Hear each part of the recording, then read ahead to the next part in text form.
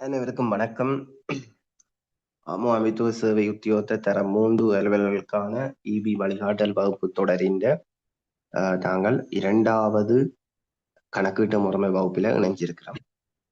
இதற்கு முதல் ஒரு வகுப்பு முழுமையாக இடம்பெற்றது. 2வது வகுப்பு இடம்பெற ஆரம்பிக்கப்பட்டு ஒரு 20 நிமிஷத்துக்குள்ள அது நெட்வொர்க் இஷ்யூவால இந்த வகுப்பு முழுமையாக கைவிடப்பட்டிருந்தன. சரிதானே? ஆகவே இன்றைய தினம்தான் தங்களுக்குரிய வகுப்பு எண்ணிக்கையில 2வது வகுப்பு இன்றைய தினமாக இருக்கும். சரிதானே? சரி. நாங்கள் முதல் வகுப்பில திரட்டு நிதி என்றால் என்ன, திரட்டு நிதியில இருந்து செய்யப்படுற செலவீனங்கள் என்ன, திரட்டு நிதி தொடர்பான முழுமையான கட்டுப்பாட்டு அதிகாரம் யாருக்கு இருக்கு, வழங்கல் சேவை செலவெண்டா என்ன, விசேட சட்ட சேவை செலவெண்டா என்ன, அதற்கான உதாரணங்கள் எல்லாம் பார்த்திருக்கிறோம். சரி, இப்ப நான் சிலது கேட்கிறேன். அதுக்கு யாராவது chat box-ல ஆன்சர் பண்ணிக்கொள்ளுங்க. இந்த திரட்டு நிதி இருக்குத்தானே, திரட்டு நிதிக்கு சில மறுபெயர்கள் இருக்கு. அது என்னென்ன யாராவது சொல்லலாமா? திரட்டு நிதியின் மறுபெயர்கள்.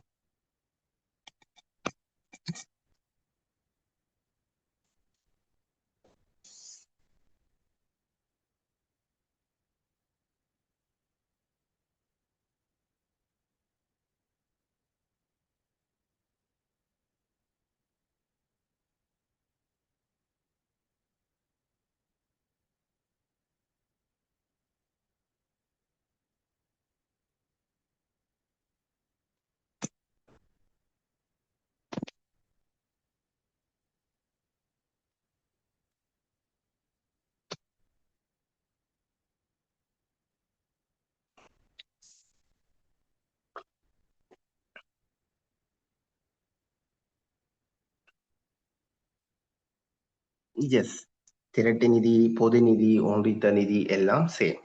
என்ன? சரி சரி, இதுல பாருங்க, திரட்டு நிதியிலிருந்து செய்யப்படுகின்ற செலவினங்கள் 2 இருக்கு. செய்யப்படுற செலவினங்கள் 2 காணப்படுது. என்ன? வழங்கல் சேவை செலவு, விசேட சட்ட சேவை செலவு. அதுல வழங்கல் சேவை செலவுக்கு நாங்க உதாரணம் பார்த்து நாங்கள் நினைக்கிறேன். எனக்கு அதை கொள்வேன், அது வெஹிக்கிள் ரிப்பேர் எல்லாம் வரும். என்ன? கவர்மெண்ட் ஸ்டாஃப் சம்பளம் எல்லாம் வரும். மற்றது இதுல விசேட சட்ட சேவை செலவுக்கு உதாரணங்கள் நாங்கள் பார்க்கல.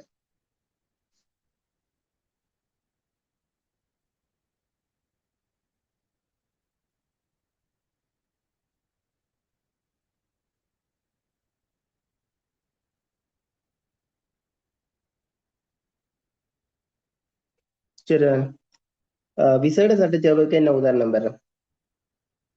ஜனாதிபதியின் சம்பளம்,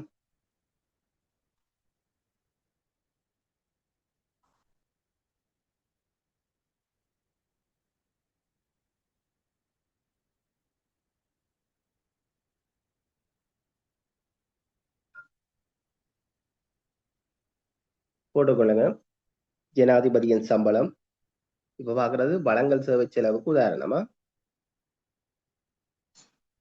சாரி, விசேட சட்ட சேவை செலவு உதாரணம். வழங்கல் சேவை செலவுக்கு உதாரணம் காகிதாதி கொள்வனவு செய்யறது, வெஹிக்கிள் ரிப்பேர்ஸ், சேலரிகள், அப்படியான கேட்டகரியான செலவுகள். விசேட சட்ட சேவை செலவுக்கு உதாரணம் போடுங்க. ஜனாதிபதியின் சம்பளம், கணக்காய்வாளர் தலைமை அதிபதியின் சம்பளம், கணக்காய்வாளர் தலைமை. இப்ப 3வது களுக்கு ஆன்சர் பார்க்கிறோம். கணக்காய்வாளர் தலைமை அதிபதியின் சம்பளம்,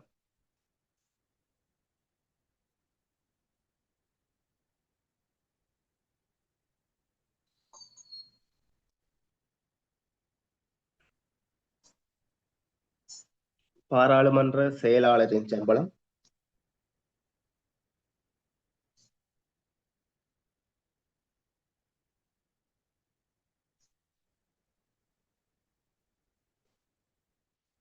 பாராளுமன்ற செயலாளரின் சம்பளம்,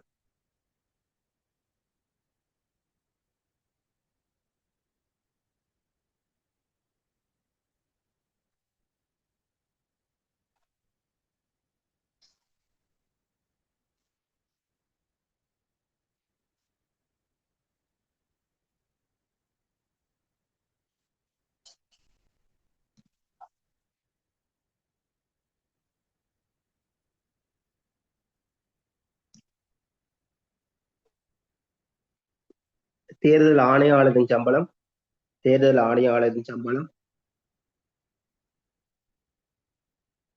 பிரதம நீதியரசரின் சம்பளம், பிரதம நீதியரசரின் சம்பளம். சரி, அடுத்த கேள்விக்கு பாருங்க. திரட்டு நிதியிலிருந்து நிதியினை விடுவித்துக் கொள்வதற்கு பயன்படுத்தப்படுகின்ற ஆணைச்சீட்டுகள் 4 தரத்தில் கேட்கப்படுறது. சரிதானே? அப்ப திரட்டு நிதியில நிதி இருக்கண்டா போல அத என்ன செய்யலாம், நினைச்ச மாத்திரத்துல கொஞ்சம் வெயிட் பண்ணுங்க.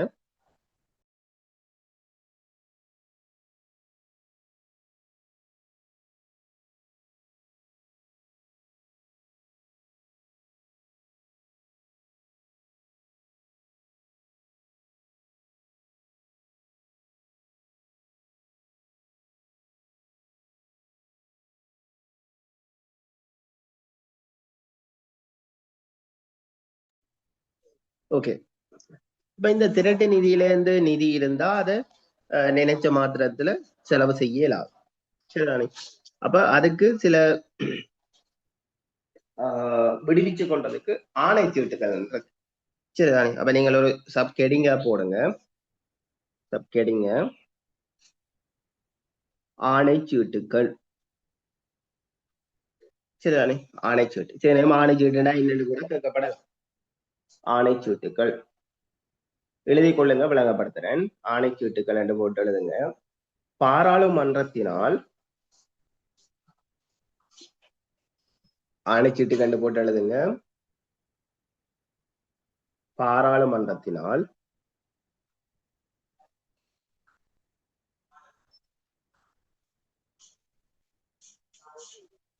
பாராளுமன்றத்தினால்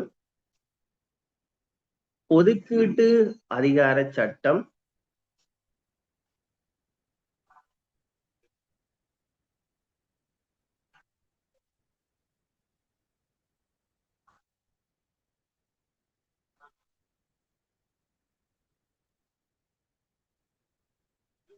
ஒதுக்கீட்டு அதிகார சட்டம்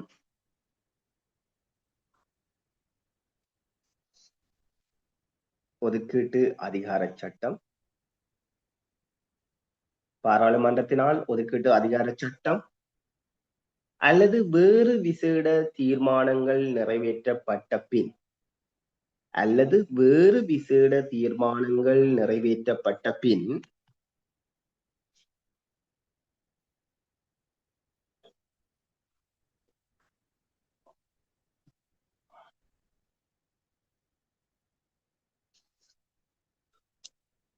அல்லது வேறு விசேட தீர்மானங்கள் நிறைவேற்றப்பட்ட பின்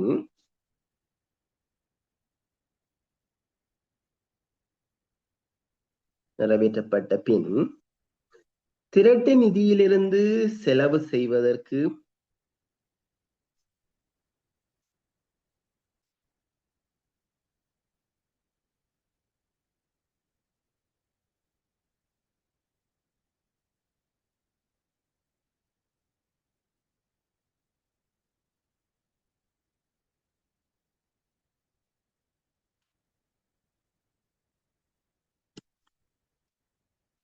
திரட்டு நிதியிலிருந்து செலவு செய்வதற்கு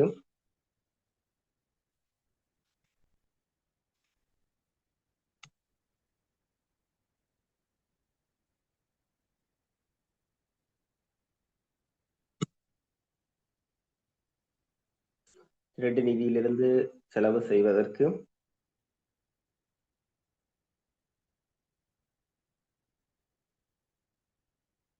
அரசியல் அமைப்பின் 150 பிராக்கெட்டுக்கு உண்டா, அரசியல் அமைப்பின் அரசியல் அமைப்பின்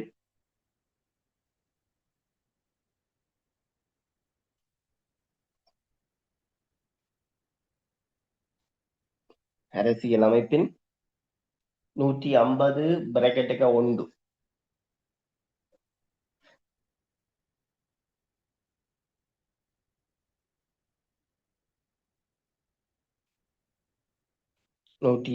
பிராக்கெட்டுக்கு உண்டு உறுப்புரையின் கீழ்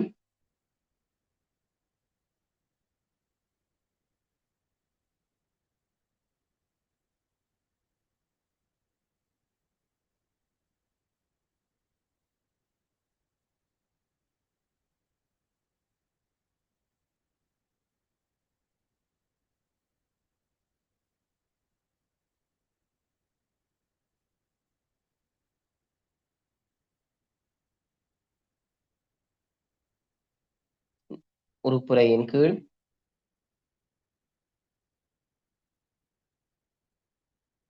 நிதி அமைச்சரினால் கையொப்பமிட்டு வழங்கப்படும் நிதி அமைச்சரினால் கையொப்பமிட்டு வழங்கப்படும். அதுல நிதி அமைச்சரை அண்டர்லைன் பண்ணுங்க. நிதி அமைச்சரினால் கையொப்பமிட்டு வழங்கப்படும். நிதி அமைச்சரினால் கையொப்பமிட்டு வழங்கப்படும்.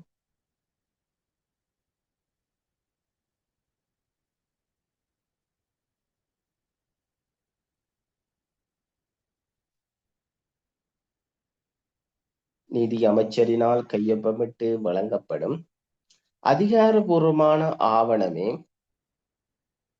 அதிகாரபூர்வமான ஆவணமே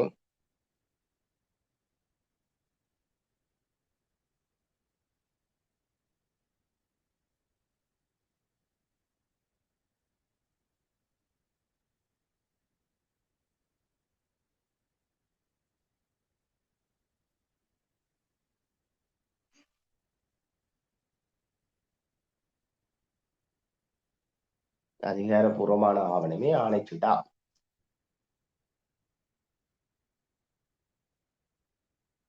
சரிதானே? அதாவது இப்ப திரட்டு நிதி இருக்கு, திரட்டு நிதியை இஷ்டத்துக்கு செலவு செய்ய இயலாது. அந்த திரட்டு நிதியை செலவுகளுக்கு விடுவிச்சு கொள்றதுக்காக பயன்படுத்துற பார்த்ததுதான் இந்த ஆணைச்சீட்டு. சரிதானே? அப்ப பாராளுமன்றத்துல ஒதுக்கீட்டு அதிகார சட்டம் சொல்றது பட்ஜெட். ஒவ்வொரு வருஷமும் அடுத்த வருஷத்துக்காக தயாரிக்கப்படுற வரவு செலவு திட்டம் இருக்குதானே, அந்த பட்ஜெட் தான் ஒதுக்கீட்டு அதிகார சட்டம் என்று சொல்லுவோம். ஒதுக்கீட்டு அதிகார சட்டம் என்று சொல்லுவோம். சரிதானே? அப்ப பாராளுமன்றத்தில அந்த ஒதுக்கீட்டு அதிகார சட்டத்தினாலோ அல்லது வேறு ஏதேனும் டிசிஷன் பாராளுமன்றத்துல தீர்மானங்கள் எடுக்கப்பட்டதன் பின்னர், அதாவது திரட்டு நிதியில இருந்து செலவு செய்யணும் என்று ஏதாவது தீர்மானங்கள் பாராளுமன்றத்தில் எடுக்கப்பட்டதன் பின்னர், சரிதானே, அப்ப திரட்டு நிதியிலிருந்து செலவு செய்வதற்கு நிதியமைச்சர், சரிதான், திரட்டு நிதியிலிருந்து செலவு செய்வதற்கு நிதியமைச்சர் கையொப்பமிட்டு ஒரு ஒபிஷியலான ஒரு டாக்குமெண்ட்ஸ் ஒன்று வழங்குனார். அதுதான் சொல்றது ஆணைச்சீட்டுன்னு சொல்றோம். அந்த ஆணைச்சீட்டு பல வகைப்பட்டதா இருக்கு. அப்ப செலவுகளுக்கு ஏற்ப ஆணைச்சீட்டுகள் வகை வேறுபடும். எல்லாத்துக்கும் ஒரே ஆணைச்சீட்டு பயன்படுத்த முடியாது. சரிதானே? எல்லாத்துக்கும் ஒரே ஆணைச்சீட்டு பயன்படுத்த முடியாது. இங்க கேட்கப்பட்டிருக்க என்ன, ஆணைச்சீட்டுகள் வகை, பயன்படுத்தப்படுற ஆணைச்சீட்டுகள் வகை 4 தர சொல்லி கேட்கப்பட்டிருக்கு. சரி, ஒன்று போடுங்க.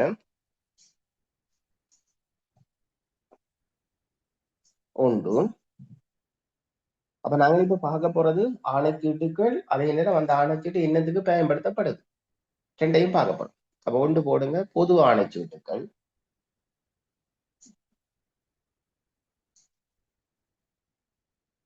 பொது ஆணைச்சீட்டு.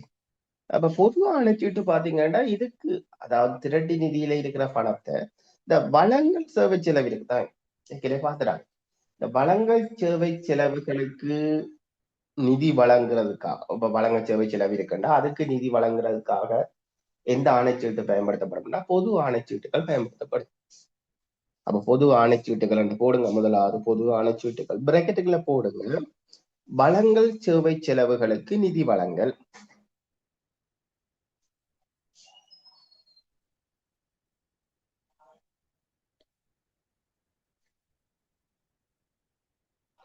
வளங்கள் சேவை செலவுகளுக்கு நிதி வழங்கல்.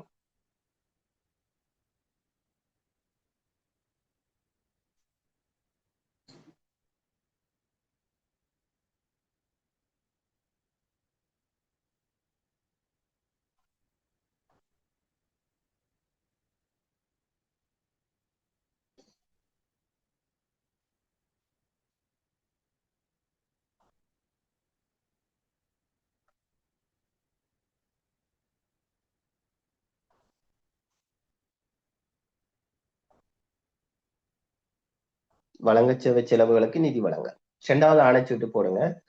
இரண்டாவது தேவை பட்டியல். தேவை பட்டியல் என்பதும் ஒரு ஆணைச்சீட்டு. இரண்டாவது தேவை பட்டியல்.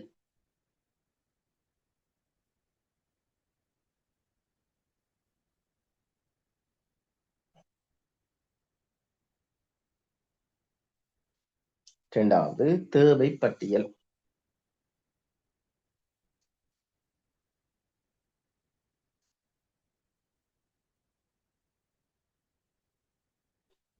தேவை பட்டியல்.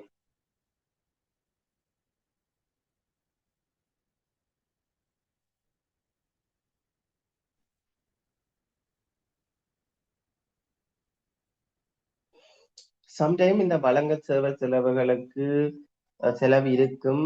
ஆனா அந்த வழங்கல் சேவை செலவுகளுக்கு நிதி வழங்கப்படாமல் இருந்தால், அதாவது நிறுத்தி வைக்கப்பட்டிருந்தால், வழங்கல் சேவை செலவுகளுக்கு நிதி வழங்காமல் நிறுத்தி வைக்கப்பட்டிருந்தால், அதற்கு மீளவும் நிதி வழங்குறதுக்கு இந்த ஆணைச்சீட்டு பயன்படுத்தப்படும். அப்ப நீங்க தேவை பட்டியல் என்று போடுங்க, பிராக்கெட்டுக்கு போடுங்க. நிறுத்தப்பட்டிருந்த வழங்கல் சேவை செலவுகளுக்கு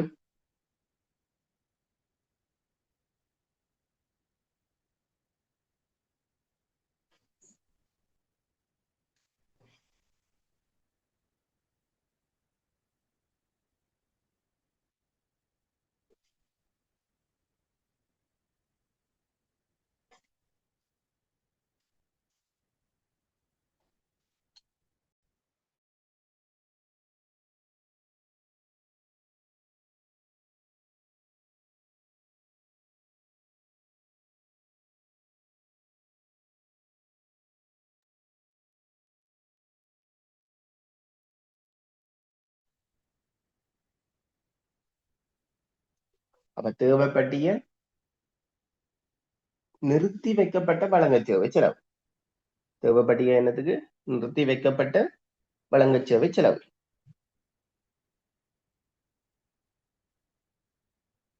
சரிதானே? மூன்றாவது போடுங்க. மூன்றாவது ஆணைச்சீட்டு வகை விசேட ஆணைச்சீட்டு. மூன்றாவது விசேட ஆணைச்சீட்டு.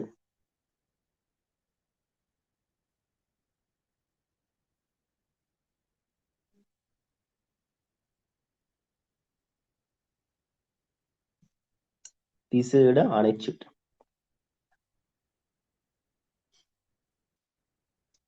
பிராக்கெட்டுக்குள்ள போடுங்க.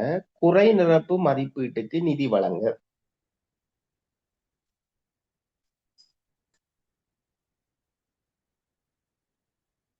குறை நிரப்பு மதிப்பீட்டுக்கு நிதி வழங்க.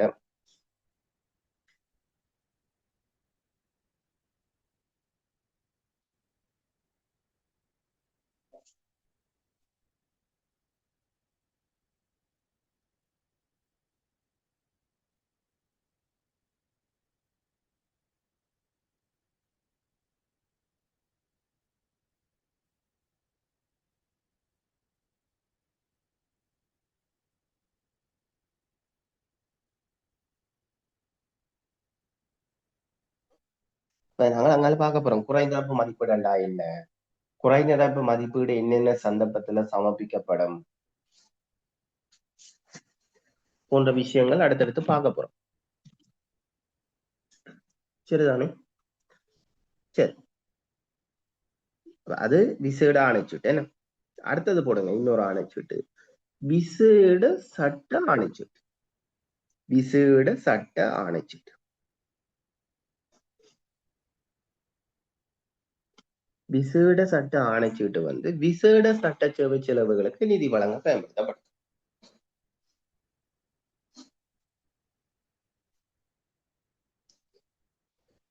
விசேட சட்ட சேவை செலவுகளுக்கு நிதி வழங்க பயன்படுத்தப்படும்.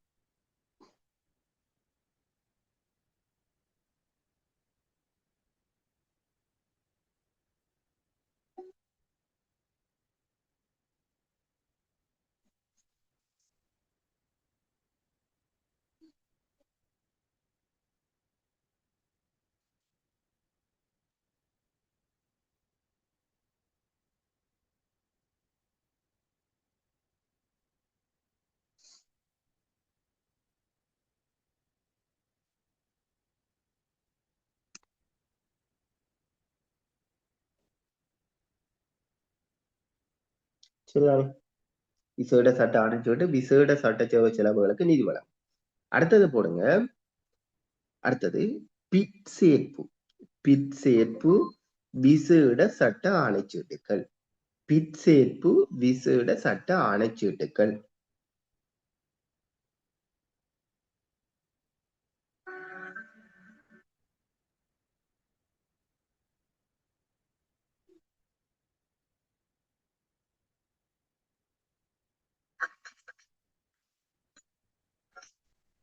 பிற்சேர்ப்பு விசேட சட்ட ஆணைச்சீட்டுகள்.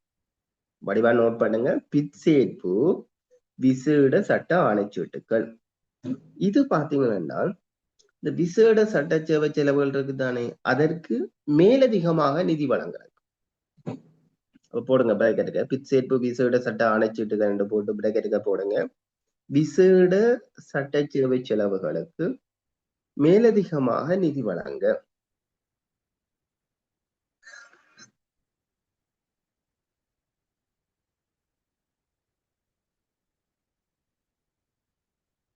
மேலதிகமாக நிதி வழங்க.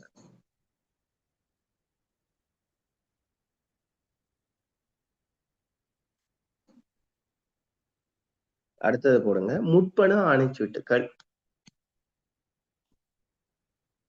அடுத்தது போடுங்க. முற்பண ஆணைச்சீட்டுகள்.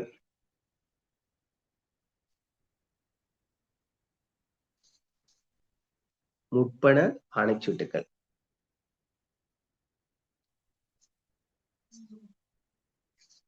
முற்பண ஆணைச்சீட்டுகள்.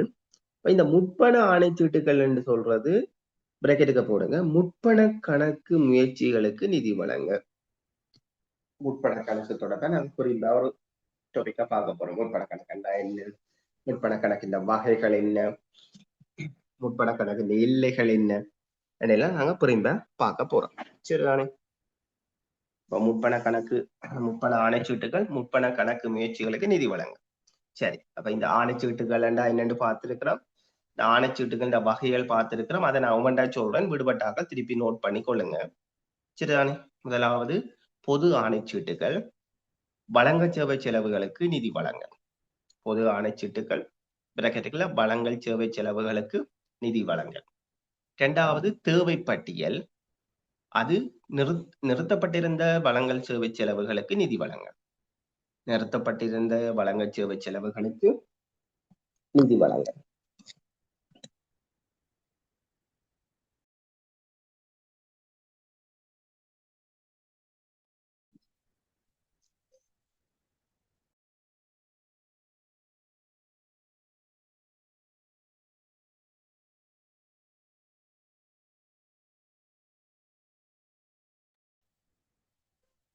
அடுத்தது இரண்டாவது தேவைப்பட்டியல், நிறுத்தப்பட்டிருந்த வழங்கல் சேவை செலவுகளுக்கு நிதி வழங்க.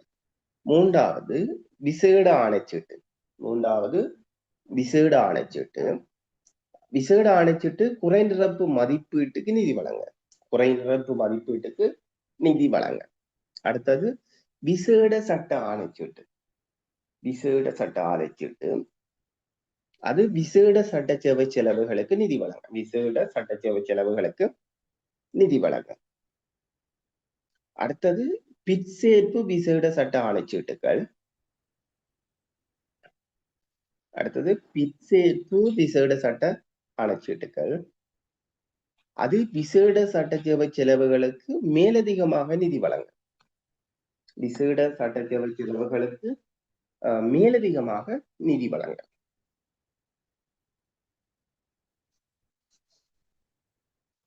மேலதிகமாக நிதி வழங்க.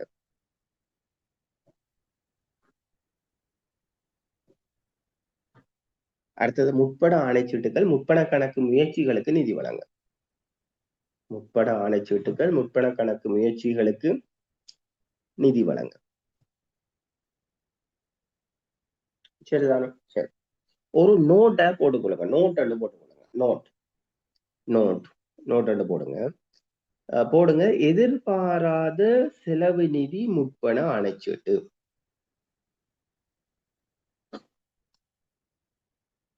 ஒரு நோட் போட்டுட்டு எழுதுங்க. எதிர்பாராத செலவு நிதி முற்பண ஆணைச்சீட்டு. எதிர்பாராத செலவு நிதி முற்பண ஆணைச்சீட்டு.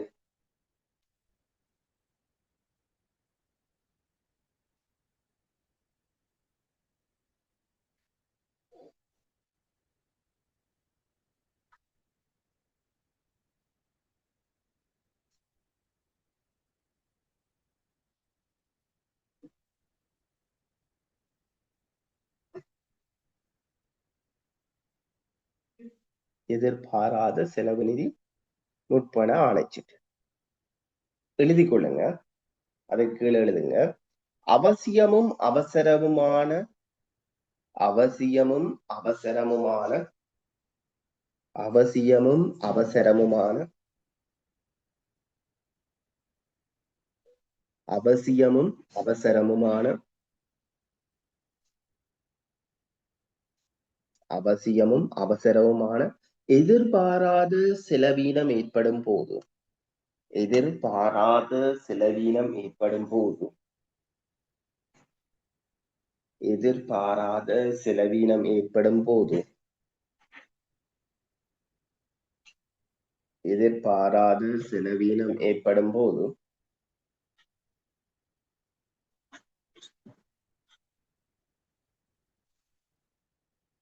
ஏற்படும் போது ஜனாதிபதியின் ஒருமைப்பாட்டுடன் ஜனாதிபதியின் ஒருமைப்பாட்டுடன் ஜனாதிபதியின் ஒருமைப்பாட்டுடன்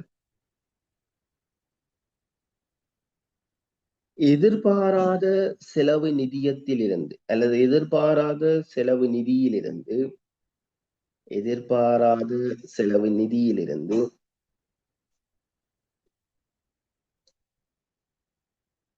எதிர்பாராத செலவு நிதியிலிருந்து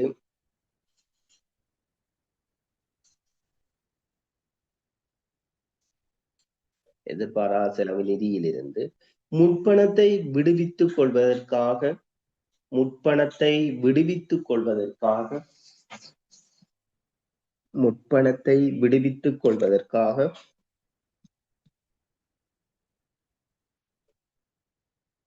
முற்பணத்தை விடுவித்துக் கொள்வதற்காக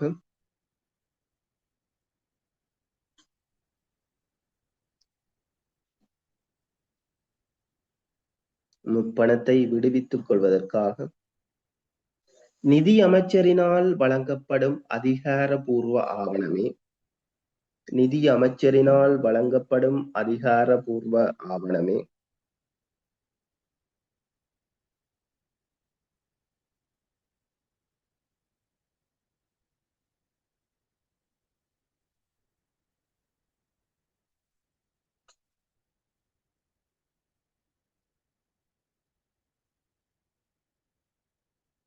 நிதி அமைச்சரினால் வழங்கப்படுகின்ற அதிகாரபூர்வ ஆவணமே எதிர்பாரா செலவு நிதி முற்பண ஆணைச்சீட்டு ஆகும் எதிர்பாரா செலவு நிதி முற்பண ஆணைச்சீட்டு ஆகும்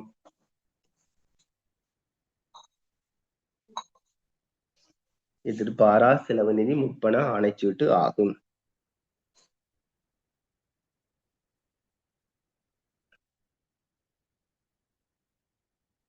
இப்ப இதுவும் ஒரு ஆணைச்சீட்டின் வகைதான் சரிதானே இது எதிர்பாராத செலவு நிதி முற்பண ஆணைச்சீட்டும் ஆணைச்சீட்டின் ஒரு வகைதான் ஆனா இதுல ஒரு வித்தியாசம் இருக்கு என்னென்னால் இந்த ஆணைச்சீட்டை தவிர சரிதானே இந்த ஆணைச்சீட்டை தவிர மீதி எல்லா ஆணைச்சீட்டுகளுமே அந்த குறித்த நிதியாண்டோடைய அந்த காலாவதி ஆகிய முடிவடைஞ்சிடும் சரிதானே அப்ப அதையும் நோட் பண்ணி வையுங்க எதிர்பாரா நோட் பண்ணி வையுங்க நோட் ரெண்டு போட்டு எழுதுங்க எதிர்பாராத செலவு நிதி முற்பண ஆணைச்சீட்டு எதிர்பாராத செலவு நிதி முற்பண ஆணைச்சீட்டு தவிர்ந்த ஏனைய ஆணைச்சீட்டுகள் எதிர்பாராத செலவு நிதி முற்பண ஆணைச்சீட்டு தவிர்ந்த எதிர்பாராத செலவு நிதி முற்பண ஆணைச்சீட்டு தவிர்ந்த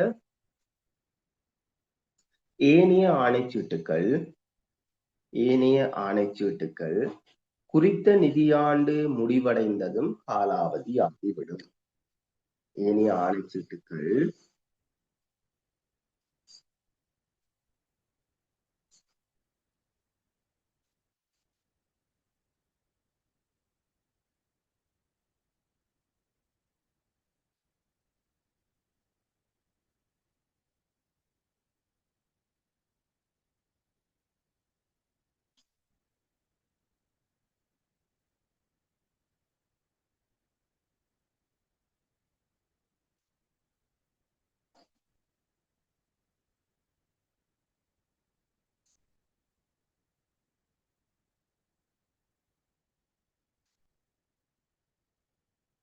ஏனைய ஆணைச்சீட்டுகள் குறித்த நிதி ஆண்டு முடிவடைந்ததும் காலாவதி ஆகிவிடும். சரி, இப்ப நான் சில கேள்விகள் இந்த ஆணைச்சீட்டு தொடர்பாகவே சில கேள்விகள் கேட்கிறேன். இப்ப நீங்கெல்லாம் இதுக்கு ஆன்சர் பண்ண போறீங்க. உங்களுக்கு நான் ஆணைச்சீட்டு தொடர்பா சொல்லிட்டேன். சரிதான? முதல் விஷயம், ஆணைச்சீட்டில் கையொப்பமிடுகின்ற அதிகாரம் யாருக்கு உள்ளது? ஆணைச்சீட்டில் கையொப்பமிடுகின்ற அதிகாரம் யாருக்கு உள்ளது? யாராவது இப்பதான் பார்த்திருக்கிறோம் ஆணைச்சீட்டுண்டா என்னன்னு பார்த்திருக்கிறோம். ஆணைச்சீட்டுல வகைகள், அது என்னத்துக்கு பயன்படுத்தப்படுற விஷயம் எல்லாம் பார்த்திருக்கிறோம். ஆணைச்சீட்டுல கையொப்பமிடுகின்ற அதிகாரம் யாருக்கு காணப்படுது?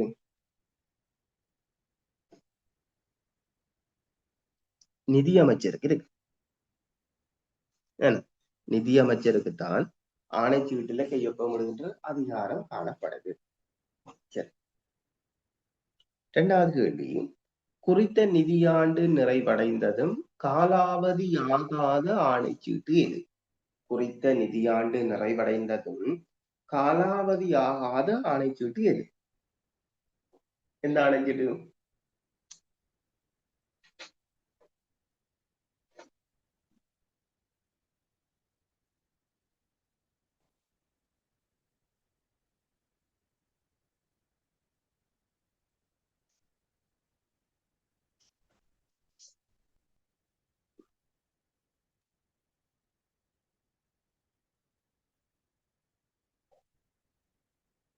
விவகாரமே எதிர்பாராத செலவு நிதி முற்பண ஆணைச்சீட்டு. எதிர்பாராத செலவு நிதி முற்பண ஆணைச்சீட்டு தான் குறித்த நிதியாண்டு முடிவடைஞ்சாலும் அது காலாவதி ஆகாது. மீதி எல்லாமே குறித்த நிதியாண்டு முடிவடைஞ்சா காலாவதி ஆகிடும். சரிதானே? அப்ப இதுல ஆணைச்சீட்டுகள் தொடர்பா நீங்கள் விளங்கி வச்சிருக்க வேண்டிய விஷயம், ஆணைச்சீட்டு என்றால் என்ன, ஆணைச்சீட்டுல கையொப்பமிடுகின்ற அதிகாரம் யாருக்கு உள்ளது, ஆணைச்சீட்டு வகைகள் என்னென்ன, ஒவ்வொரு ஆணைச்சீட்டும் என்னென்ன தேவையின் நிமித்தம் பயன்படுத்தப்படுகின்றது போன்ற விவரங்கள் நீங்கள் தெரிஞ்சு வச்சிருக்க வேணும். சரி, அடுத்த கேள்விக்கு வாங்க. அடுத்த கேள்வி, ஆண்டு வரவு செலவு திட்டம், பட்ஜெட். என்ன ஆண்டு வரவு செலவு திட்டம்னா பட்ஜெட். ஆண்டு வரவு செலவு திட்டத்தினை தயாரிக்கும் போது பயன்படுத்தப்படும் நிதி மூலங்கள் எவை? சரிதானே? ஒரு ஹெடிங்கா போடுங்க, வரவு செலவு திட்டம்.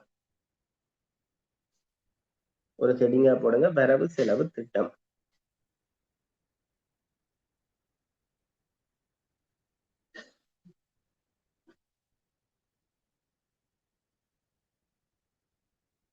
வரவு செலவு திட்டம்.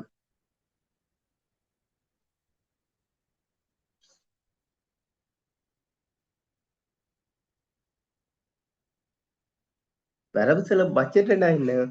ஒரு கவர்மெண்ட் தன்னுடைய குறித்த நிதியாண்டுல வருமானம் செலவினங்கள் தொடர்பான ஒரு மதிப்பீட்டை காட்டுற ஒரு கூற்று. குறித்த ஒரு நிதியாண்டுக்கான வருமானம் செலவினம் தொடர்பாக ஒரு எஸ்டிமேட் காட்டுகின்ற ஒரு கூற்று தானே என்ன வரவு செலவு திட்டம். எழுதிக் கொள்ளுங்க, வரவு செலவு திட்டம் என்று போட்டு எழுதுங்க. அரசின் குறித்த நிதியாண்டுக்கான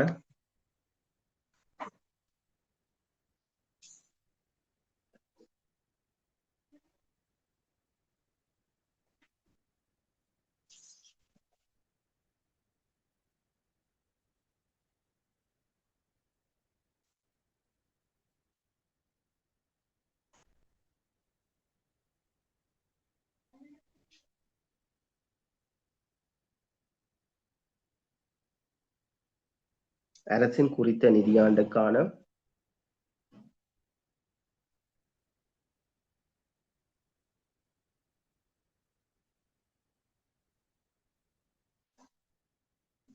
வருமான செலவீன மதிப்பீடுகளை காட்டும் கூற்று. வருமான செலவீன மதிப்பீடுகளை காட்டும் கூற்று. வருமான செலவீன மதிப்பீடுகளை காட்டும் கூற்று.